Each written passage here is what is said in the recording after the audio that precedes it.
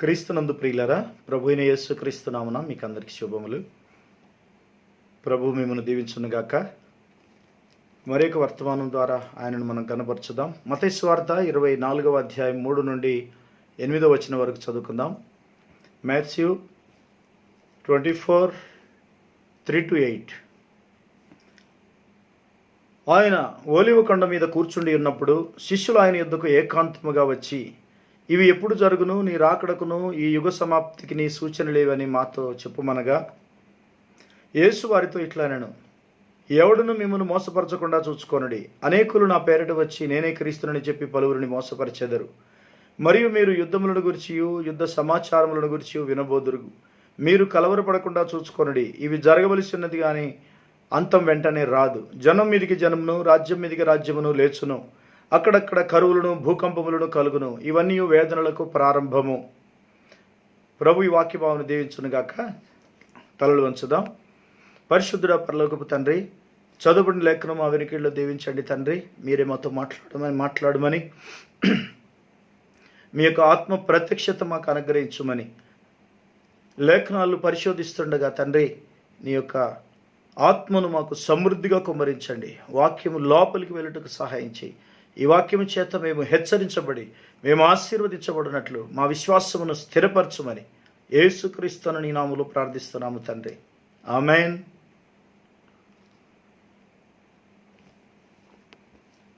దేవునికి స్తోత్రము. మరి ఈరోజు దేవుడు మన కొరకు సిద్ధపరిచిన వాక్య భాగము మత్తయి సువార్త 24వ అధ్యాయము 3 నుండి 8 వచనాల వరకు చదువుకున్నాం. ప్రభువైన యేసుక్రీస్తు ఒకనాడు శిష్యులను వెంట పెట్టుకుని ఆయన ఒలీవ కొండ మీద కూర్చున్నప్పుడు శిష్యులు ఆయన యొద్దకు ఏకాంతముగా వచ్చి, నీ రాకడకును యుగ సమాప్తికి సూచనలేవని అడిగిన సందర్భంలో ఒలీవ కొండ మీద కూర్చుండి ఉన్నప్పుడు అన్నమాట ద మౌంట్ ఆఫ్ ఆలివ్స్, ఒలీవల కొండ, ద మౌంట్ ఆఫ్ ఆలివ్స్.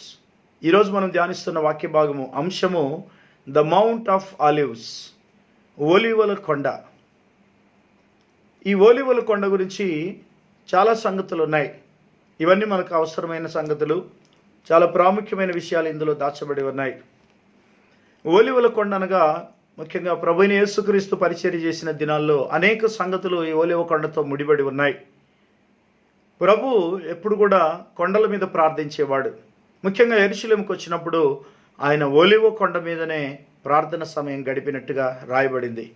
కాబట్టి ఈ యొక్క ఒలీవ కొండ యొక్క ప్రాముఖ్యత, మరి యెరూషలేముకు తూర్పు దిక్కున మరియు adjacent east side and adjacent to the Jerusalem old city, తూర్పు దిక్కున యెరూషలేముకు తూర్పు దిక్కున ఉన్నటువంటి ఈ కొండ, అలాగే మరి జెరూసలేం ఓల్డ్ సిటీకి తూర్పు దిక్కున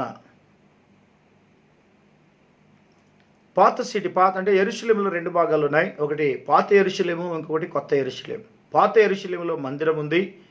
అలాగే దాని ప్రక్కన ఎదురుగా ఆ యొక్క తూర్పు దిక్కున ఒలీవ కొండ అని జకరియా గ్రంథం 14వ అధ్యాయం 14వ వచనం, జకరియా 14:4లో రాయబడింది. తూర్పు దిక్కున ఉన్న ఒలీవ కొండ అనే మాట. కాబట్టి మరి ఈ ఒలీవ కొండకు చాలా ప్రాముఖ్యత ఉంది, చాలా చరిత్ర ఉంది.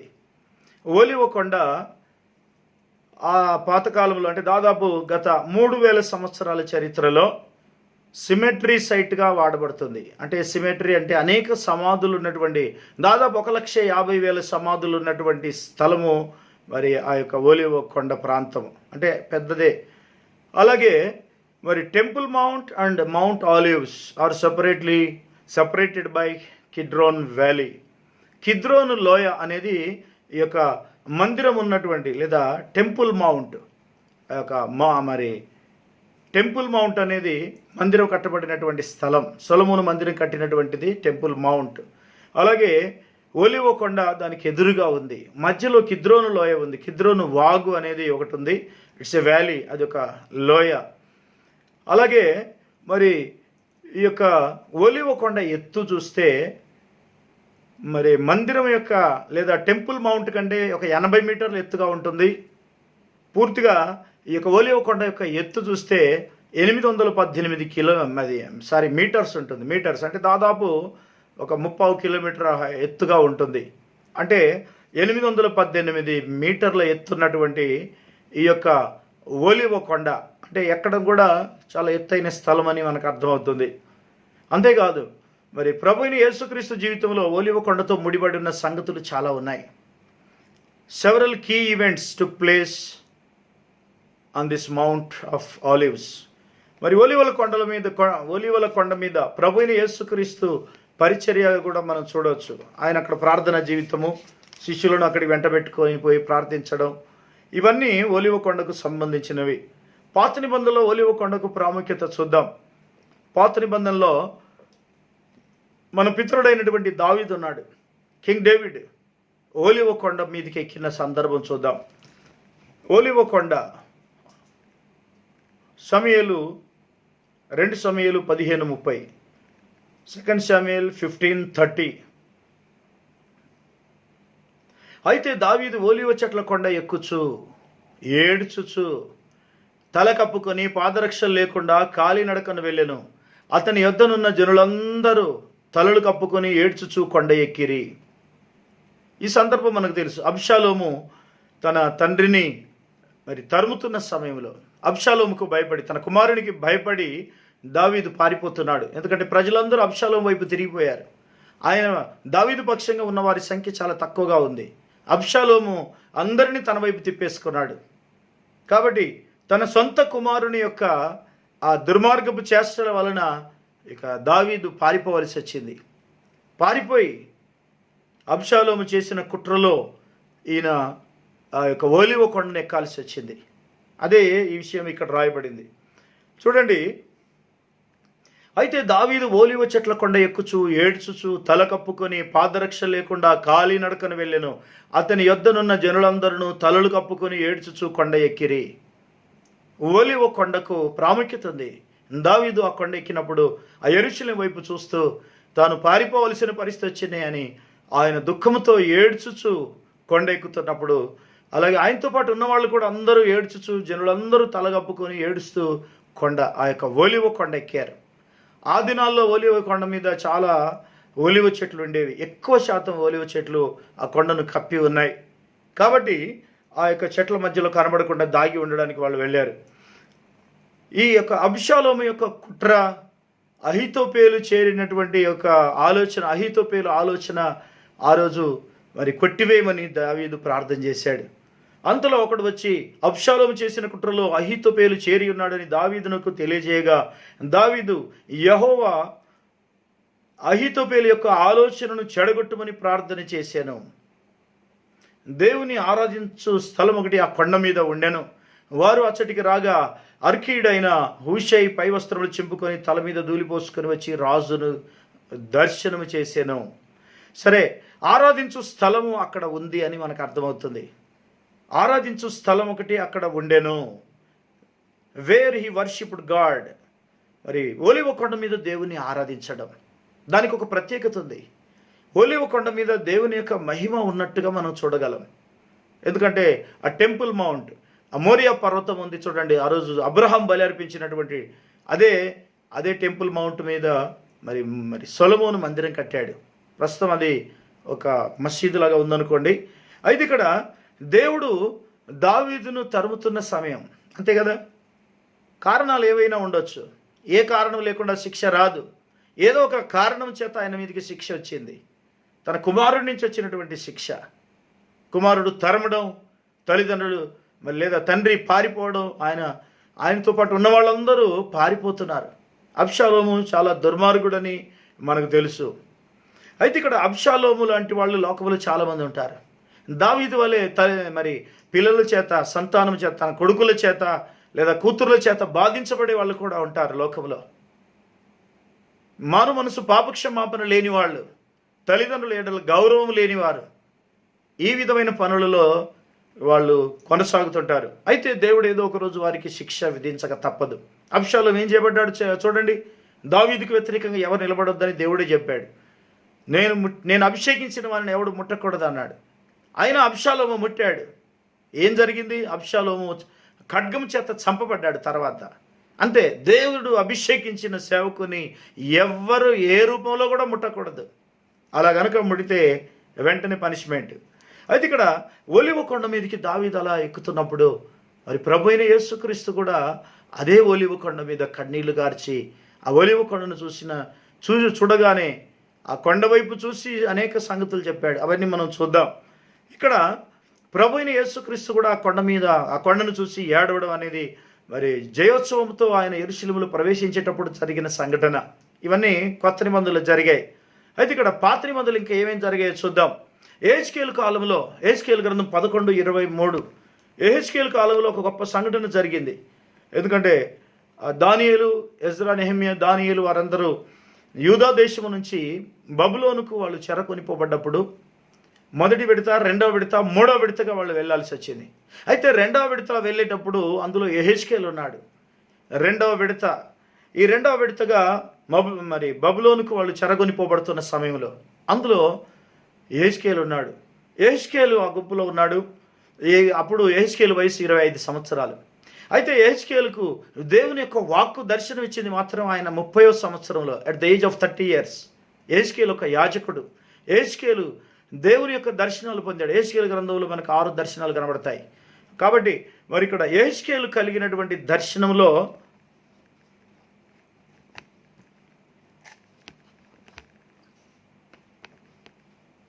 11:23, యెహెజ్కేలు గ్రంథము 11వ అధ్యాయం 23వ వచనం. ఎజ్కేల్ 11:23, ఎజెకియల్ 11:23. కావున నీవు వారికి ఈ మాట తెలియజేయము, ప్రభువు యెహోవా సెలవిచ్చున్నదేమనగా, ఇక మీదట ఇశ్రాయేలీయులలో ఎవరునూ ఈ సామెత పలకకుండా నేను దానిని నిరర్ధకము చేసేదను. కనుక నీవు వారితో ఇట్లనము. 11:23 చూడండి, 11:23. కెరూబులు తమ రెక్కలు చాచెను, చక్రములను వాటి ప్రక్క నుండెను. అంతలో ఇశ్రాయేలీల దేవుని మహిమ వాటిపైన నుండెను. మరియు యెహోవా మహిమ పట్టణములో నుండి పైకెక్కి పట్టణపు తూర్పు దిశనున్న కొండకు పైగా నిలిచెను. పట్టణపు తూర్పు దిశలో ఉన్నటువంటి కొండ ఏంది? ఒలీవ కొండ. పట్టణంలో నుంచి మహిమ బయలుదేరి పర్వతం మీదకి ఎక్కిందట. పర్వతం మీద మహిమ ఉన్నది. The glory of God and the glory of the Lord went up from the midst of the city and stood upon the mountain which is on the east side of the city. తూర్పు దిక్కున ఉన్నటువంటి కొండ ఏదో కాదు, ఒలీవ కొండ. అంటే ఒలీవ కొండ మీద ఆరాధన స్థలం ఉన్నది. దేవుని యొక్క మహిమ పట్టణం మధ్యలో నుండి ఆ కొండ మీదకి ఎక్కింది. అంటే అర్థం ఏంటి? పట్టణంలో ఇక మహిమ లేదు. ఆ మహిమ పర్వతం మీదకి ఎక్కింది. పట్టణంలో దేవుని మహిమ లేదు. వాళ్ళు శిక్షించబడ్డారు, హింసించబడ్డారు, నాశనం చేయబడ్డారు. దేవుని ప్రజలైన ఇశ్రాయేలీయులు బబులోనుకు చెరకొనిపోబడడం, వాళ్ళు అనేక విధాలుగా నెబుకద్నెజరు ద్వారా హింసించబడ్డారు. పట్టణం నాశనం చేయబడింది, మందిరం కూల్చబడింది, తగలబెట్టబడింది, ప్రజలు చెరగొనిపోబడ్డారు. స్త్రీలు లేదా మరి అందరూ కూడా, యవనస్తులంతా. కొంతమంది వృద్ధులు, చిన్నపిల్లలు మాత్రం వదిలేసి వెళ్ళిపోయారు. అటువంటి శిక్ష ప్రపంచంలో ఏ దేశం మీదకి రాలేదేమో బహుశా. ఎందుకంటే దేవుడు ఆ ప్రజలను ఏర్పరచుకున్నాడు. వాళ్ళు ఏర్పాట్లో ఉండి కూడా దేవుని మాట వినలేదు కనుక శిక్ష అధికంగా ఉంది. అది ఇక్కడ మనం గమనించాలి.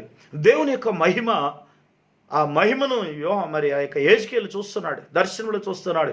దేవుని యొక్క మహిమ అలా పట్టణంలో నుంచి మధ్యలో నుంచి వెళ్ళి ఈ ఒలీవ కొండ మీద ఆగిపోయింది. చూసారా? The glory of the Lord went up from the midst of the city and stood upon the mountain which is on the east side of the city. చూసారా? పట్టణానికి తూర్పు దిక్కున ఉన్న ఆ యొక్క ఒలీవ కొండ మీద దేవుని యొక్క మహిమ వచ్చి వాలిపోయింది. అంటే దేవుని యొక్క మహిమ ఆ యొక్క పట్టణంలో నుండి పర్వతం మీదకి వచ్చేసింది. అంటే పట్టణంలో మహిమ లేదు, అంటే దేవుని సన్నిధి లేదు. దేవుని సన్నిధి లేదంటే వాళ్ళు శిక్షించబడతారు. శత్రువులు వారిని దాడి చేసి ఇంకా ఏమైనా చేస్తారు. దేవుడు ఏర్పరచుకున్నటువంటి ఆ యొక్క పట్టణం శత్రువు చేతికి అప్పగించబడింది, బబులోను చేతికి అప్పగించబడింది. కాబట్టి ప్రియులారా, దేవుని యొక్క మహిమ ఆ ఒలీవ కొండ మీద ఉన్నట్టుగా మనం లేఖనాల్లో చూస్తున్నాం. ఎస్, దేవుని యొక్క మహిమ ఉన్నటువంటి పర్వతం అది. ఆ పర్వతం మీద ఆయన మహిమ ఉంది. ఆ పర్వతము మరి ఎంతో మహిమ గలదిగా దీన్ని బట్టి మనకు అర్థమవుతుంది. అలాగే సొలొమోను కాలంలో మరి సొలొమోను కూడా మందిరాన్ని ఆ యొక్క ఎదురుగా ఉన్నటువంటి మౌంట్ టెంపుల్ మౌంట్ దాని మీద ఆయన మరి మందిరం నిర్మించాడు. తర్వాత అది కూల్చబడి మసీదుగా మారిపోయింది అనుకోండి. అయితే సొలొమోను కాలంలో ఆ మొదటి మందిరం, ఫస్ట్ టెంపుల్ ఎంతకాలం ఉందో అంతకాలం సొలొమోను పడిపోయి, రాజులు మొదటి గ్రంథంలో 11వ అధ్యాయం, 1 Kings 11:7, మొదటి రాజులు 11వ అధ్యాయము 7వ వచనం చూడండి. సొలొమోను కెమోషు అను మోయాబీయుల హేయమైన దేవతకును, మొలెకును అమ్మోనీయుల హేయమైన దేవతకును యెరూషలేము ఎదుటనున్న కొండ మీద బలిపీఠములను కట్టెను. తమ దేవతలకు ధూపం వేయిచు బలులను అర్పించుచుండిన పరస్త్రీలైన తన భార్యల నిమిత్తం అతడు ఇలాగు చేసెను. చూసారా, ఇశ్రాయేలీయుల దేవుడైన యెహోవా అతనికి 2 మార్లు ప్రత్యక్షమై నీవు ఇతర దేవతలను వెంబడింపవలదని అతనికి ఆజ్ఞాపించినను సొలొమోను హృదయము ఆయన యుద్ధ నుండి తొలగిపోయెను. యెహోవా తనకిచ్చిన ఆజ్ఞను అతడు గైకొనకపోగా యెహోవా అతని మీద కోపగించి తర్వాత ఆయన రాజ్యమున పతనాన్ని నాశనం చేయడం జరిగింది అనుకోండి. సొలొమోను ఎంతో జ్ఞానంలో ఆయన మించిన వాడు ఎవడు లేడు ప్రపంచంలో. మరి జ్ఞాని అయినటువంటి సొలొమోను అజ్ఞానంగా ప్రవర్తించాడు. తన భార్యల కోసం దేవుణ్ణి అమ్ముకున్నాడు.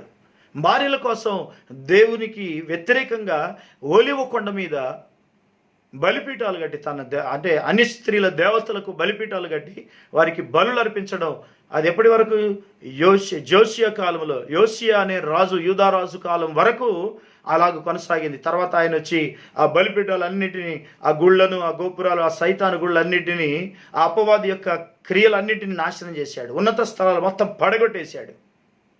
అది దేవుడు ఆ విధంగా చేశాడు, మరి చేయించాడు తన సేవకుని రాజు ద్వారా.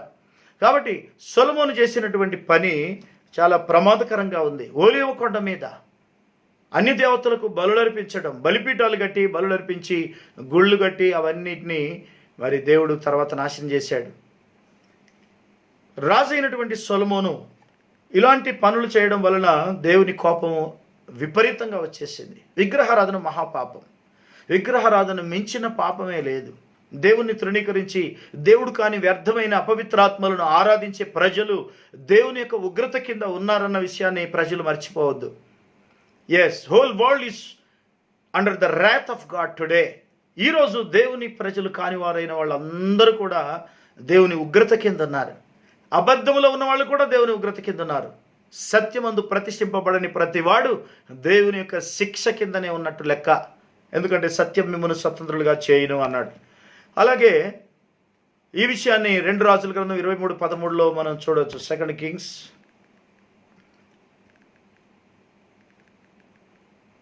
23:13. యెరూషలేము ఎదుటనున్న హేయమను పర్వతపు కుడిపార్శ్వమందు అష్టారోతు అను సీదోనీయుల విగ్రహములను, కెమోషు అను అమోనీయుల విగ్రహములను, మిల్కోము అను అమోనీయుల విగ్రహములకును ఇశ్రాయేలు రాజు అయిన సొలొమోను కట్టించిన ఉన్నత స్థలములను రాజు అపవిత్రపరిచి ఆ ప్రతిమలను తొనకలుగా కొట్టించి అషేరాదేవి ప్రతిమను పడగొట్టించి వాటి స్థానములను నరశల్యములతో నింపెను. జోసియా రాజు చేసినటువంటి పని.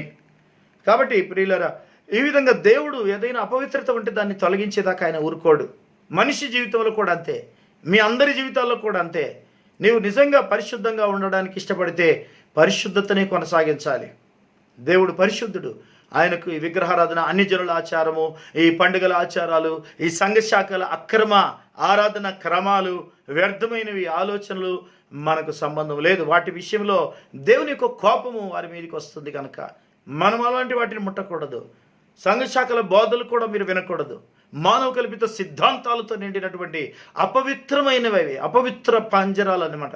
పంజరంలో ఉన్న అపవిత్ర జంతువులు అన్నాడు, అపవిత్ర పక్షులు అన్నాడు, అన్హోలీ బర్డ్స్, అన్క్లీన్ బర్డ్స్, అవన్నీ వాటి విషయంలో జాగ్రత్తగా ఉండమన్నాడు.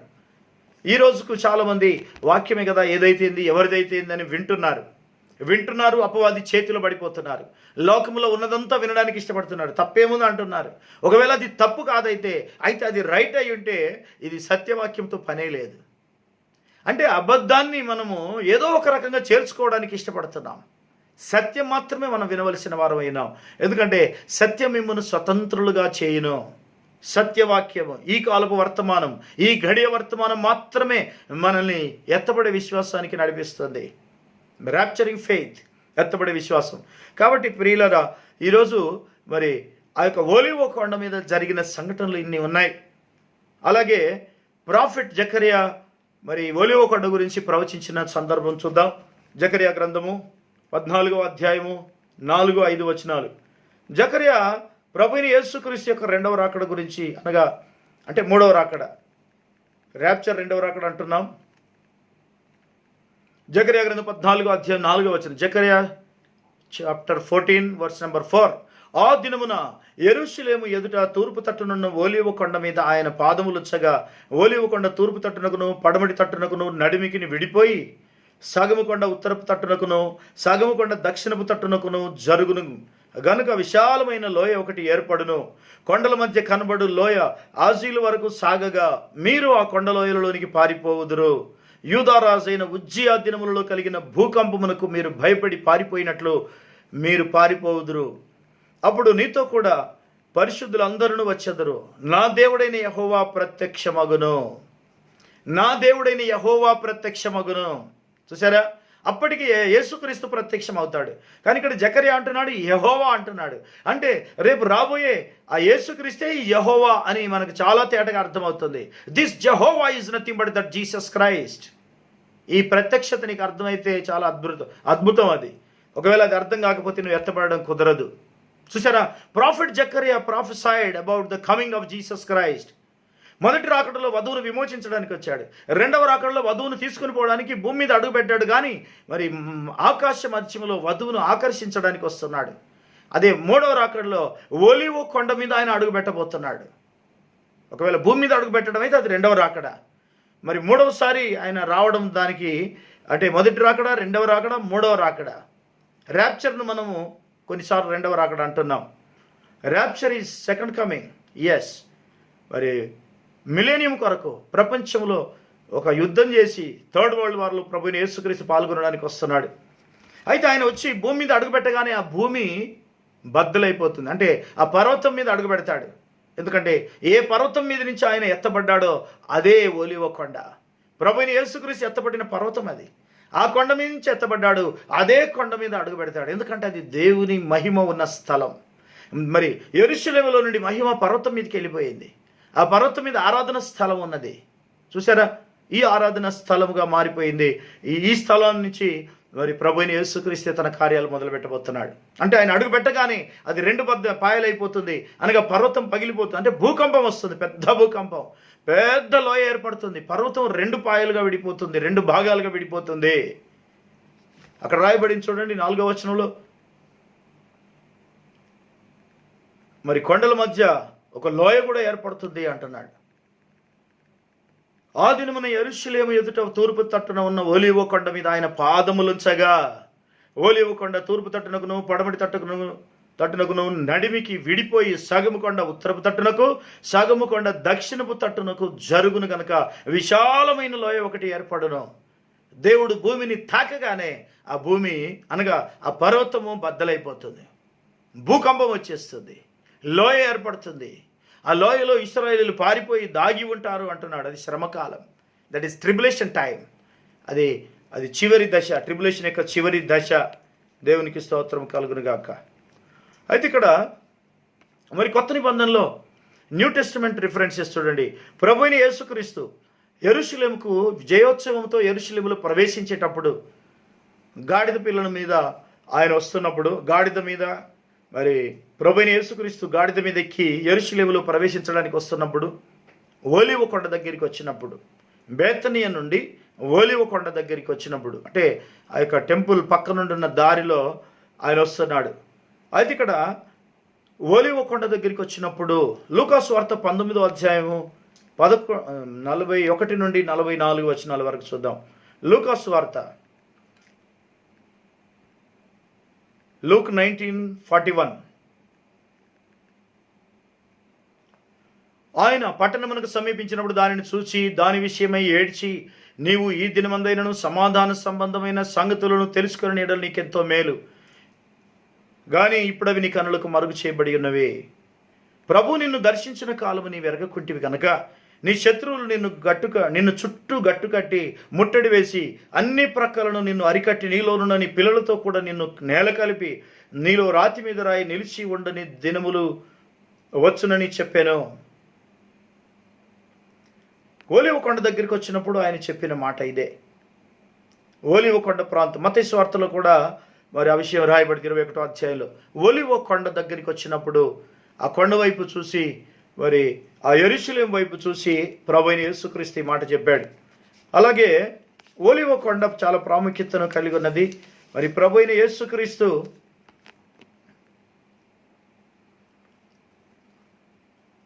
ఒలివ కొండ మీద ఒకసారి శిష్యులను తీసుకొని వెళ్ళాడు.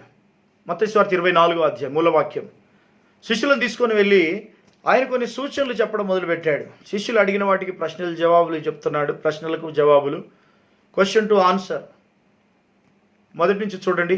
యేసు దేవాలయం నుండి బయలుదేరి వెలుచుండగా ఆయన శిష్యులు ఆ దేవాలయపు కట్టడములు ఆయనకు చూపింపవచ్చిరి. అందుకు ఆయన, మీరు ఇవన్నీ చూస్తున్నారు కదా, రాతి మీద రాయి ఒకటే అయినను ఇక్కడ నిలిచి ఉండకుండా పడద్రోయబడినని మీతో నిశ్చయముగా చెప్తున్నానని వారితో అనెను.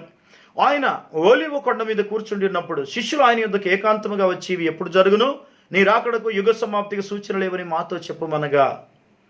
రాకడకు యుగ సమాప్తికి సూచనలు అడిగారు వాళ్ళు. రెండు సూచనలు ఉన్నాయి అక్కడ. నీ రాకడకును ఈ యుగం అంతా సమాప్తి కావడానికి రెండింటికి సూచనలు చెప్పమన్నారు. అయితే ఆయన సూచనలు చెప్పాడు. వారితో ఇట్లనను, ఎవడును మిమ్మల్ని మోసపరచకుండా చూసుకొనుడి. అనేకులు నా పేరిట వచ్చి నేనే క్రీస్తునని పలువురిని మోసపరిచెదరు. మరియు మీరు యుద్ధముల గురించి యుద్ధ సమాచారముల గురించి వినబోదురు. మీరు కలవరపడకుండా చూసుకొనుడి. ఇవి జరగవలసినవి కానీ అంతం వెంటనే రాదు. జనం మీదికి జనము, రాజ్యం మీదికి రాజ్యం లేచును. అక్కడక్కడ కరువులు, భూకంపాలు కలుగును. ఇవన్నీ వేదనలకు ప్రారంభము అన్నాడు. అంటే రాకడకు సూచనలు చెప్పాడు. అలాగే యుగ సమాప్తికి కూడా సూచనలు చెప్పాడు.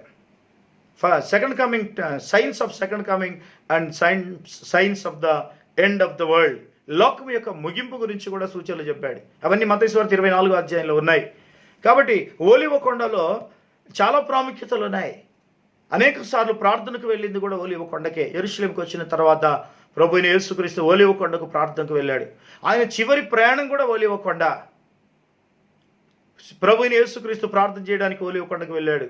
మత్తయి సువార్త 26వ అధ్యాయం 30 నుండి 35 వచనాల్లో చూస్తే మరి ఒలీవ కొండకు వెళ్ళి అక్కడ శిష్యులను వెంట పెట్టుకుని వెళ్ళాడు. 36 నుంచి 46, 36, మాథ్యూ 26, 30-35, మాథ్యూ 26, 36-46. మరి పేతురు, యోహాను, యాకోబులను వెంట పెట్టుకొని ప్రార్థన చేయడానికి వెళ్ళాడు ఆ యొక్క గెత్సెమనే తోటలో. గెత్సెమనే తోట ఒలీవ కొండకు కింది భాగంలో ఉంటుంది. పైకెక్కితే మరి ఒలీవ కొండ, చుట్టూ ఒలీవ చెట్లు ఉండడం వలన ఆ యొక్క తోట కూడా ఒలీవల తోటనే. అయితే అక్కడ పేతురు, యోహాను, యాకోబులను వెంట పెట్టుకొని వారిని ప్రార్థించమని అడిగాడు. శోధనలో ప్రవేశించకుండా ఉన్నట్లు మీరు మెలకువగా ఉండి ప్రార్థన చేయమన్నాడు. వాళ్ళు నిద్రపోయారు. శోధన వచ్చేసింది. మరి బిట్రాయల్ ఆఫ్ జీసస్ క్రైస్ట్, ప్రభువైన యేసుక్రీస్తు ఆ రోజు అరెస్ట్ చేయబడ్డాడు. శత్రువుల చేతికి అప్పగించబడ్డాడు. శిలువ మరణానికి అప్పగించబడడానికి ఆ రోజే, అది కూడా ఒలీవ కొండ మీదనే జరిగింది. చూసారా ఆయన ప్రార్థనా జీవితం, రాకడకు సూచనలు. అలాగే ప్రభువైన యేసుక్రీస్తు పట్టుబడింది కూడా అదే కొండ మీద.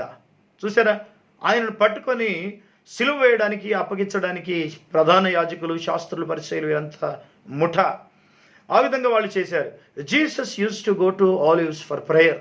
సాధారణంగా ప్రభువైన యేసుక్రీస్తు ఎప్పుడైనా మరి యోహాను సువార్త 8వ అధ్యాయం 1వ వచనం, జాన్ 8:1 says, గెత్సెమనే తోటలో ఆయన ప్రార్థన చేయడానికి ఒలీవ కొండకులో వెళ్ళేవాడు.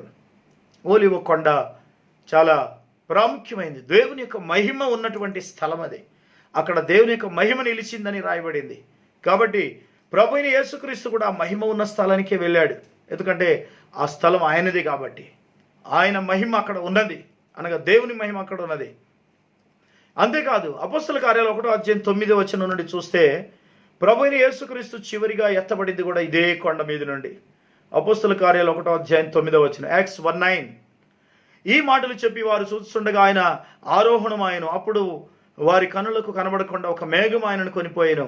ఆయన వెలుచుండగా వారు ఆకాశం వైపు తేరి చూస్తుండిరి. ఇదిగో తెల్లని వస్త్రములు ధరించుకున్న ఇద్దరు మనుష్యులు వారి యొద్ద నిలిచి, గలిలే మనుషులారా, మీరు ఎందుకు నిలిచి ఆకాశం వైపు చూస్తున్నారు? మీ యొద్ద నుండి పరలోకమునకు చేర్చుకొనబడిన ఈ యేసే ఏ రీతిగా పరలోకమునకు వెళ్ళుట మీరు చూచితురు, ఆ రీతిగానే ఆయన తిరిగి వచ్చునని వారితో చెప్పిరి. అప్పుడు వారు ఓలివ వనమనబడిన కొండ మీద నుండి యెరూషలేముకు తిరిగి వెళ్ళిరి. ఆ కొండ యెరూషలేమునకు విశ్రాంతి దినమున నడవదగినంత సమీపమున ఉన్నది. ఓలివ కొండ చూసారా? అదే కొండ నుంచి ఆయన ఆరోహణమయ్యాడు. మళ్ళీ అదే కొండ మీదకి దిగి వస్తాడు. అదే కొండ మీద ఆయన అడుగు పెట్టబోతున్నాడు. ఓలివ కొండ.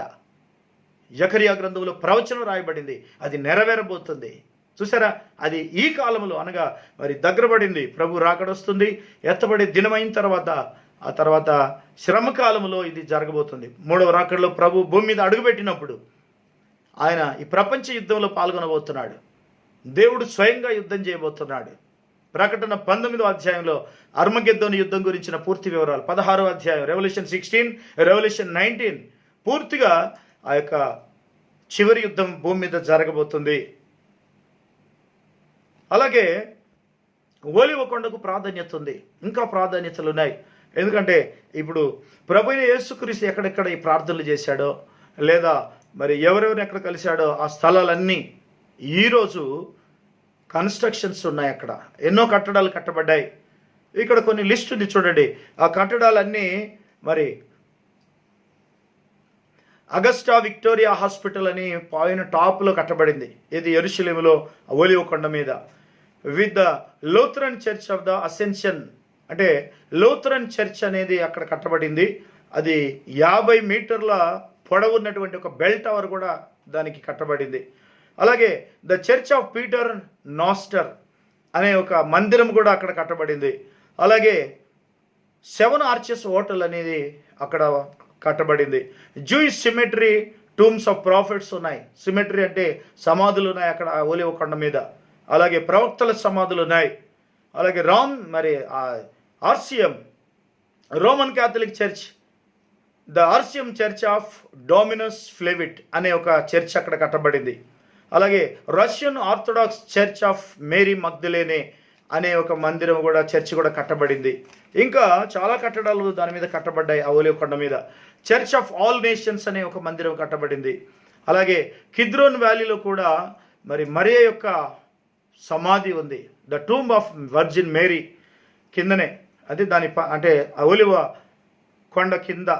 అలాగే టూంబ్ ఆఫ్ అబ్షాలోము యొక్క సమాధి కూడా అక్కడ ఉంది. అలాగే జకరియా సమాధి ఉంది. తర్వాత బిల్గమ్ యంగ్ యూనివర్సిటీ,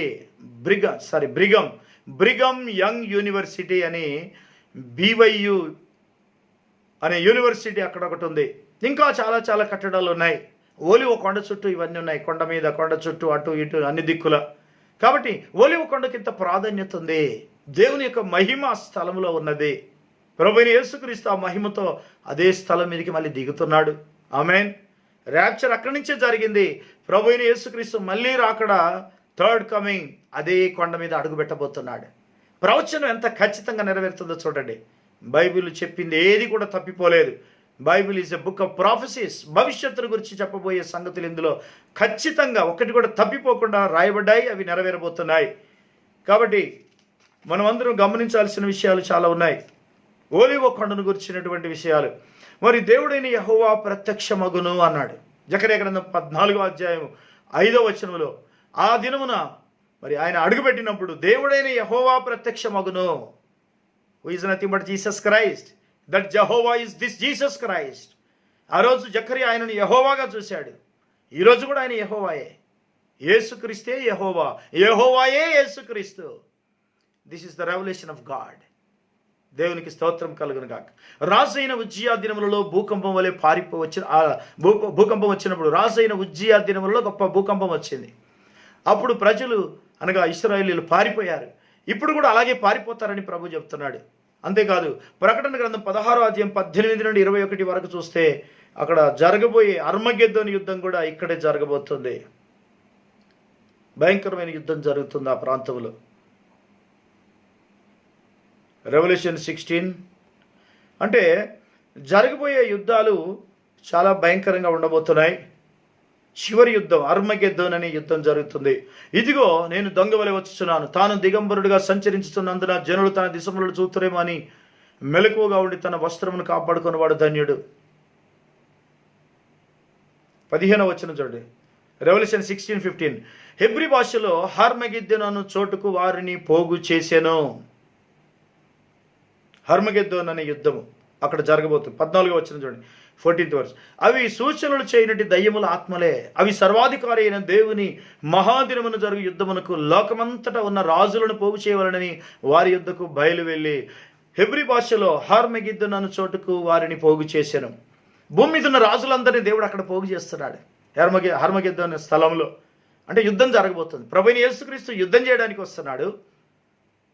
అక్కడ లూసిఫర్ అండ్ మరి ఆ యొక్క మిఖాయేలు కలిసి మళ్ళీ మొదలు ప్రారంభంలో యుద్ధం చేసి పరలోకంలో యుద్ధం జరిగినట్టు మళ్ళీ భూమి మీద కూడా ఒక గొప్ప యుద్ధం జరగబోతుంది. ఏ గ్రేట్ వార్, గొప్ప యుద్ధం జరగబోతుంది. Lucifer and Michael will fight. Battle గ్రౌండ్గా మారబోతుంది. దేవుడు స్వయంగా యుద్ధం చేసి ఆయన వస్త్రాలు రక్తంతో నిండి ఉన్నట్టుగా రెవల్యూషన్ 19:11-16 11వ వచనం మరియు 15 నుండి 19 వచనాల వరకు చూస్తే 15-19. ప్రకటన గ్రంథము 19వ అధ్యాయం జరగబోయే యుద్ధం గురించి మాట్లాడుతున్నాడు. 11వ వచనం చూడండి. మరియు పరలోకము తెరబడి ఉండట చూచి తిని, అప్పుడు ఇదిగో తెల్లని గుర్రం ఒకటి కనబడిన, దాని మీద కూర్చుండి ఉన్నవాడు నమ్మకమైన వాడును సత్యవంతుడును నామము గలవాడు, ఆయన నీతిని బట్టి విమర్శ చేయిచు యుద్ధము జరిగించుచున్నాడు. యుద్ధం చేయడానికి దిగి వస్తున్నాడు. ఆమేన్. దేవునికి స్తోత్రం కలుగును గాక.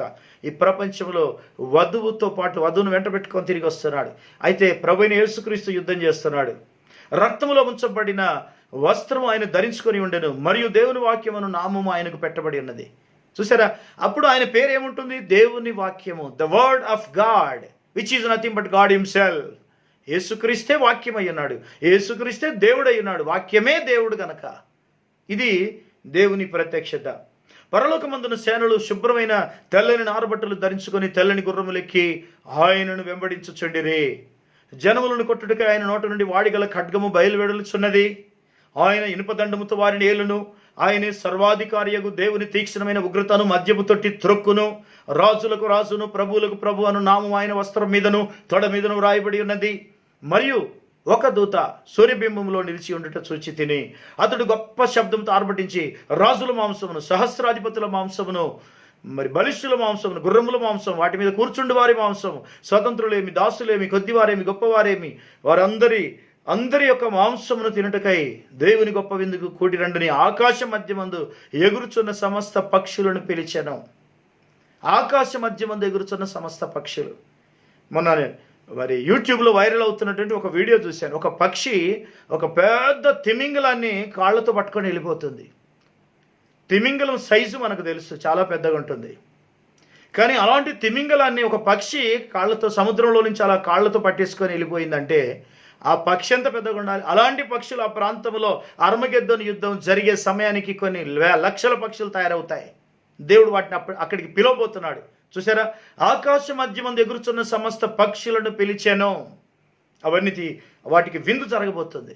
చూసారా, భూమి మీద యుద్ధం జరగబోతుంది.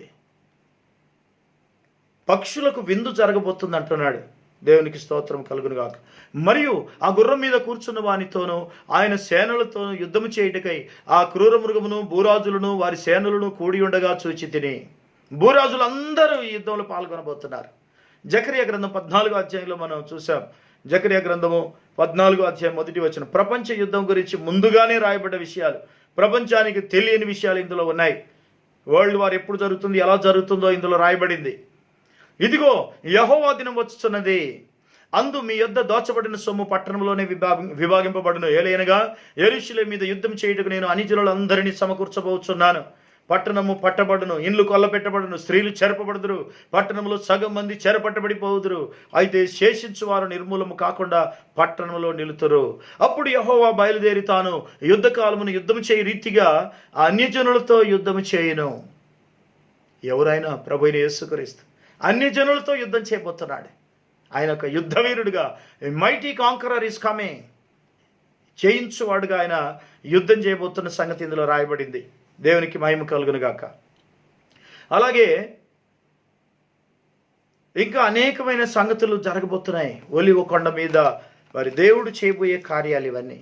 అంటే ఒలీవ కొండకున్న ప్రాముఖ్యత, మరియు ఆయన యుద్ధం చేయడానికి ఆయన దిగి వచ్చి ఒలీవ కొండ మీద అడుగుపెట్టడం, అంటే యుద్ధం అక్కడే మొదలైనట్టు లెక్క. అక్కడే కొండ మీదనే కొండ బద్దలైపోయి 2 పాయలుగా విడిపోయి పెద్ద లోయ ఒకటి ఏర్పడి యూదులు అందులోకి వెళ్ళి పారిపోయి దాగి ఉండబోతున్నారు. ఇది ప్రపంచంలో ఎన్నడూ లేనంత గొప్ప భూకంపం జరగబోయే దినం. ఇంకా అనేక భూకంపాల గురించి రాయబడింది ప్రకటన గ్రంథంలో. మరి భూకంపాలు చాలా రాబోతున్నాయని రాయబడింది. So many earthquakes are going to come.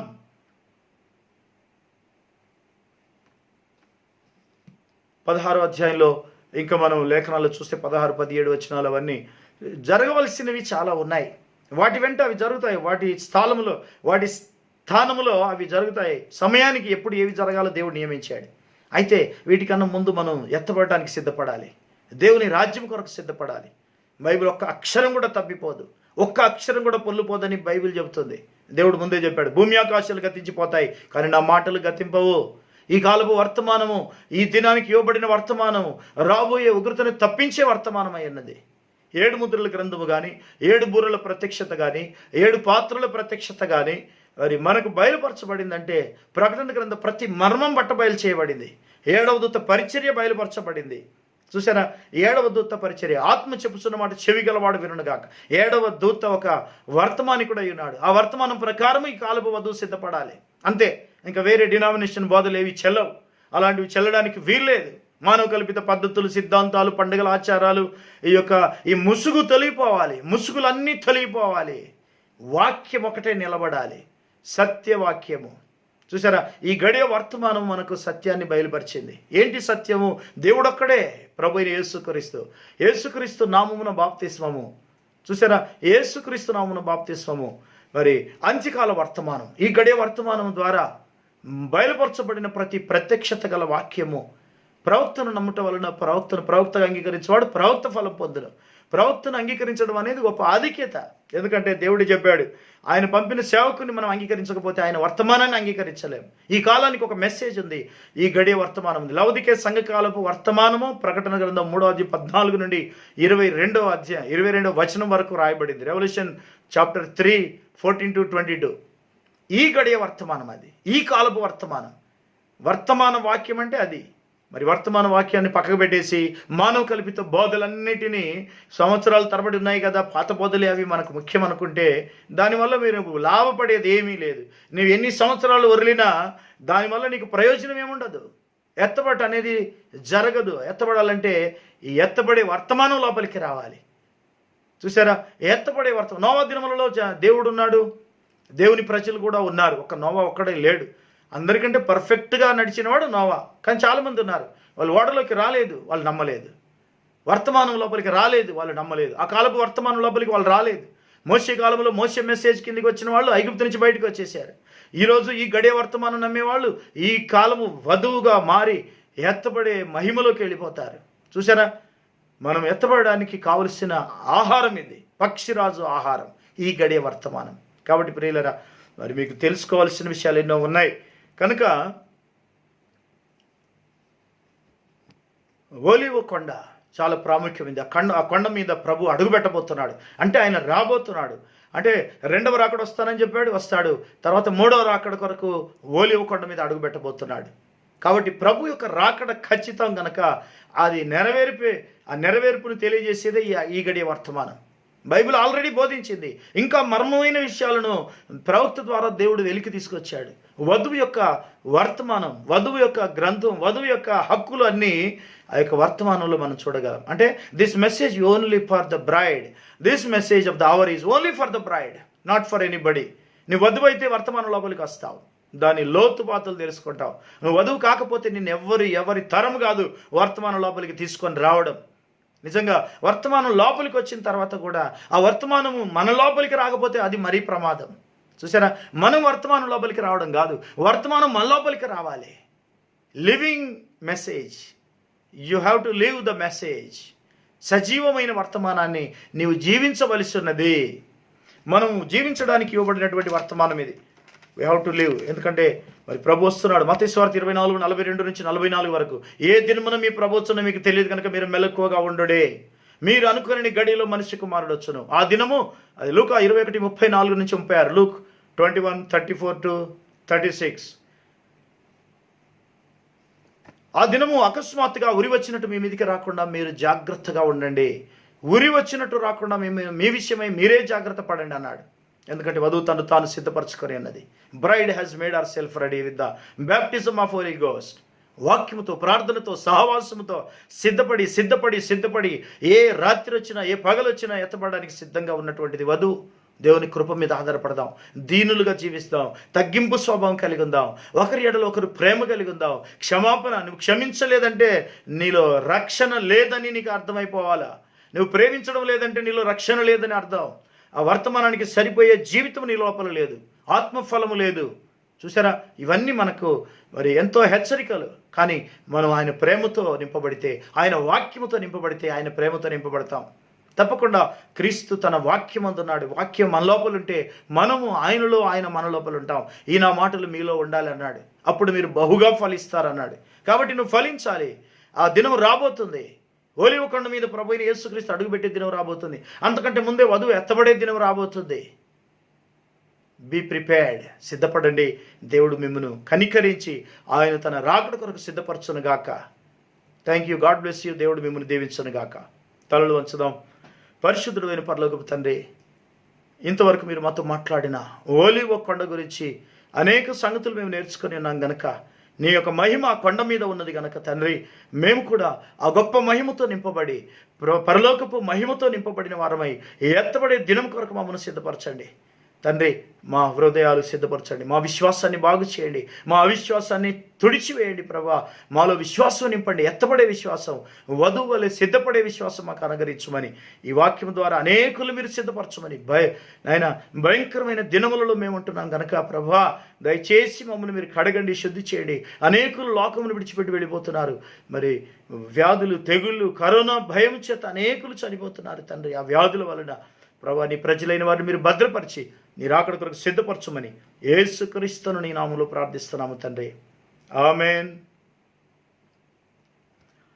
Thank you. God bless you. మీ అందరికీ ప్రభు అయిన యేసుక్రీస్తు నామమున శుభములు. నా కొరకు ప్రార్థించండి, నేను మీ కొరకు ప్రార్థిస్తున్నాను. మరి లోకమంతటికి ఇవి షేర్ చేయండి. అనేకులకు ఈ యొక్క వర్తమానాలు షేర్ చేయండి. అవసరమైతే మీకు నచ్చితే మరి దాని మీద లైక్ కొట్టండి. నచ్చకపోతే దాన్ని వదిలేయండి. దేవునికి మహిమ కలుగును గాక. దేవుడు మిమ్మల్ని దీవించును గాక. ఈ వర్తమానం అనేకులకు షేర్ చేయబడాలి. అనేక మర్మమైన సంగతులు లేఖనాల నుంచి బయటికి తీస్తున్నప్పుడు మనం వాటి ద్వారా ఆశీర్వదించబడుతున్నాం. దేవుడు మిమ్మల్ని దీవించును గాక. ఆమేన్.